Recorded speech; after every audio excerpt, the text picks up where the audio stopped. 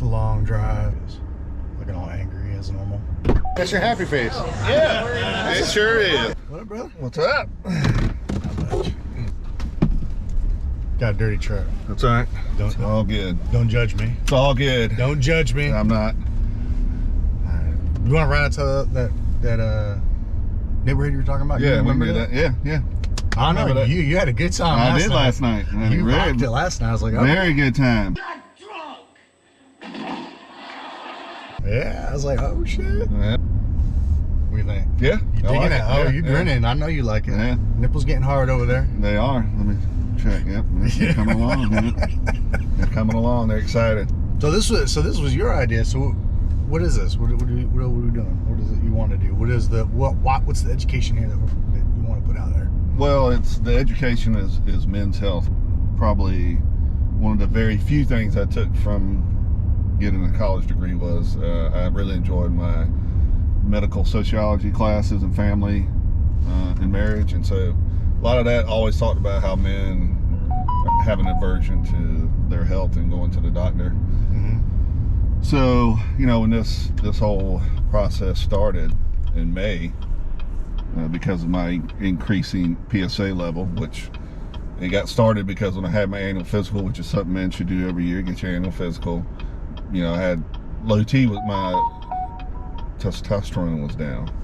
So I was like, what's up with that? We need to schedule another appointment, because I was wasn't feeling right in December. Mm-hmm. But that goes into a whole nother conversation with getting on Prozac, but that'll be for another segment. But so I went back to get checked again, my low T, and it had gone back up, but then noticed an increase in my PSA from the year before. So I was in the mid 3s.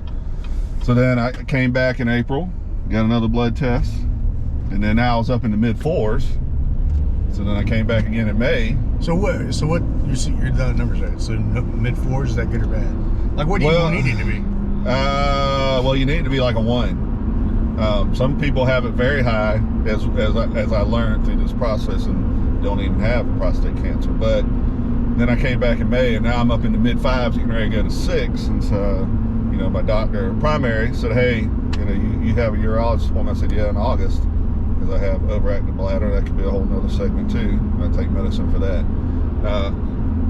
He said, you need to move it up, and we're going to stop doing low T shots, because that is, if you end up having prostate cancer, the low T is like a fuel to the cancer. It doesn't cause cancer, but once you have it in the prostate, it's like a fuel. It'll set it on fire. So he said, we got to stop doing the low T shots. I said, all right. So, I've been dealing with that. There'll be some afternoons where I just kind of fucking out, just tired. Moved my urologist appointment from August to June. Met with the doctor, and he's like, yeah, we're going to have to, it is increasing your PSA level. So we're going to have to do an MRI. I said, all right. So we scheduled that for July, and went in for the MRI, and a couple weeks later got the results. And I'm an evidence-based person because that's my job. My full-time job is I do it based on the evidence, and so I got to increase the PSA, and then I get these results back from the MRI. Of course, I got 2 spots on my prostate, and then I had a grade of 3, which if you get 3 or above, you got to get a biopsy. So it was at a 3, and you got 2 spots. So you kind of, I reached out to my Uncle Tom about the Linder side, and he said none of the men on the Linder side had any prostate issues that he was aware of. So who knows? I mean, even the doctor said they don't know why you get it, what causes it. So I was kind of like, you know what? This looks like it's going to be prostate cancer. So you just got to put your big girl panties on and accept it, and take this journey and deal with it. And so that's what I did. And so I would talk to people, anybody, because a lot of men don't know anything about the prostate, what it does. It really, I know. You know what it does? The only thing it serves is it gives you your cum to move your sperm. That's about it. That's it? Yeah, that's it. Size of a walnut. So while this is going on, I'm also, researching prostate cancer, and then I start looking on YouTube, and I see other dudes out there, bros, doing videos, trying to educate other bros on prostate cancer. And the one thing I noticed is a lot of them are always by themselves, which they were very informative. I enjoyed them, but I always noticed they were like by themselves. And so I said, well, I'm big on educating men I don't have a problem telling the story. And so I said, you know what? I think we need to change the format. So, and those that are watching, when you told me about this, I said, hey, don't tell me anything about it because I don't know. I forgot. I'm 50 years old. I turned 50 in February. That's my age. I forgot to put that out there. Every now and then, you have to get the finger in the butt. No big deal. Like I told a co-worker years ago, I said it's 2 to 5 seconds that'll save your life. And so plus your blood test that they do for the PSA. But it was always. So is the finger? I mean, they can't find stuff in a blood test. They gotta. Well, they gotta hawk to a finger. Yeah. You gotta give him that hawk to and spit on that thing. You get me? And it's always been smooth because usually if they start feeling lumps, that means it's getting closer to the surface. But that would still show up in blood work though. Yeah, the PSA, it may. The PSA may, could. I was told, the PSA is kind of a, get the biopsy scheduled. That was October 2nd. So went in for that over in Cary. There was me and 2 other gentlemen there. Of course, they were older than me. They get you ready, got you in the room there, get you an IV going so they can put you out. And so they wheeled me back to the little surgery room area where the doctor was at. And I joked because when I went in, I noticed there was a stirrup because I figured, when I went and got the colon test, they put you out and they lay you on your side. So I figured I'd go on my side again. But went in there, was one stirrup. So I was looking at the dog. I was like, oh, okay, so this is how this goes down. You're going to put me up in the stirrup? He said, yep. And then I was out. Next thing you know, I woke up. And I think it lasted about 45 minutes. And the doctor came in and he explained to me, this is how we did it. So they take it because a lot of dudes think everything has to go through the butthole to deal with the prostate. So he's got a long needle and went in through the tank to go get the samples, and then they do put a sonar up your butt. I mean, like I said, I could tell something was there, but it wasn't. I didn't have any pain or discomfort or anything. They put a sonar in so the sonar gives him an image, and then they take the MRI image and put it on top, so he knows exactly where he needs to go to get the samples, because I had 2 spots on my prostate. All right. So like a day later, you get the email with your results. Of course, I already knew what it was going to be. I said it's going to be cancer. So he took what they call 10 core samples, and 9 to 10 had cancer in it. Had cancer on both sides of the prostate, but I had one of my grades was a 4+3 7, which is considered high risk. So I knew when I was going to do my follow-up on November 12th that it would have to come out. At my age of 50, that's what you have to do. But anyway, I had to do a PET scan. That was October 22nd.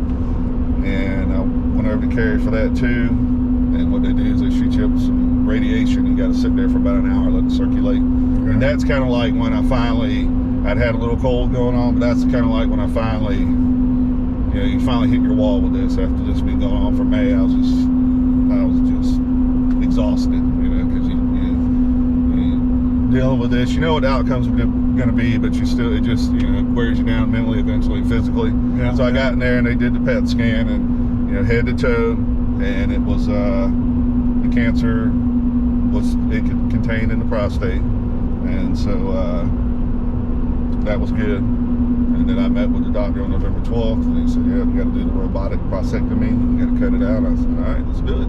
So you got a sonar. Now you're going to get a robot up you? No. So this is how it goes. So they'll camera. Am I on the right way? Yeah. I hope we didn't pass it because I haven't been paying attention. I think we might have passed it. All right, we turn. Yeah, because it's right next to the trailer park. We passed the trailer park, didn't we? We did. Yeah, it's right next to it. So we'll have to turn up here, and then there'll be some little robotic arms that do all the heat controls to do all the cutting, and they'll go in through the sides and go in there. And I've watched some videos on YouTube too to see how this goes down, and go in there and they'll cut it right off the nerve, because that was a lot of he explained to me, because he's my doctor, he's a good doctor, he's been doing this a long time, and he said, I don't even know why men would want to do this, because back in the day, they would cut you open and go in, and that's how a lot of guys, the impotence, because they'd hit the nerve. With this robotic, it makes less contact with the nerve. What nerve are you talking about? When you're cutting the prostate out, the little arms that go in now. Yeah, but a nerve, what do you worry about a nerve for? Well, that's what is a nerve that, erections. Oh, okay. Yeah. Well, it's all brain related. It's your brain mainly, Okay. but they would hit the nerve a lot more back in the old school ways than they do with the robotic when they cut it out now with the little arms in there. Okay. So it affects the erection too. Well, it can, but it's mainly mental. So like, because your plumbing's going to get rearranged in there because they cut the prostate out and then they got to move the urethra. Oof, that up. The bladder and the urethra a little bit closer, and because the only sutures will be on the inside with the urethra and the bladder. Everything else will be glued back. The ones on the outside will be glued back. Mm-hmm. And I already have my prescription for the generic Cialis. I start that on Christmas Day, and it also promotes healing by increasing the blood flow, and it retrains your brain to your rearranged plumbing. Okay. Yeah, I mean that's basically what it's there to retrain your brain. Because basically, from what I've seen, and like I said, the dudes who made other YouTube videos have been great. Same thing. It's about they talk the same thing. You got to retrain your brain. That's all, because you've been changed up on the inside. So yeah. All right.